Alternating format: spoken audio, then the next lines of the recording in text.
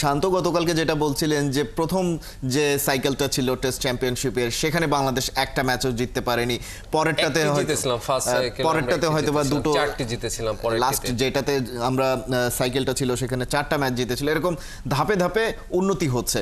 তো সেক্ষেত্রে শান্তর যে এক্সপেকটেশন যে এবার আরেকটু বেশি, অন্তত 2-3টে ম্যাচ জেতার, বেশি জেতার যে সম্ভাবনা, সেটা আসলে কতটা চ্যালেঞ্জিং হবে বাংলাদেশের জন্য?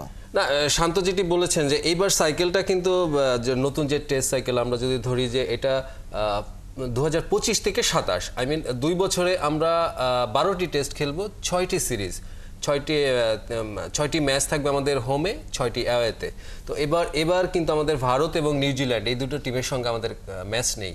তো গত সাইকেলে আমরা দেখেছিলাম যে নিউজিল্যান্ডের সঙ্গে আমরা জিততে পেরেছিলাম। এবার আমাদের আসলে একটা টার্গেট ধরে এগোতে হয়, সেই টার্গেটটা হতে পারে এবার শ্রীলঙ্কা এবং ওয়েস্ট ইন্ডিজ। আমার মনে হয় যে শ্রীলঙ্কার এই সিরিজটা আমাদের জন্য খুব খুব ভাইটাল, কারণ আমরা যদি এখানে ভালো কিছু করতে পারি তাহলে ওই কনফিডেন্সটা ঘরের সিরিজগুলোতেও আসবে। এবং গল তো আপনি জানেন যে গলে আমাদের মুশফিকের একটা, যদিও 12 বছর আগের কথা, কিন্তু তার একটা 200 রানের ইনিংস আছে, ভালো একটা স্মৃতি আছে।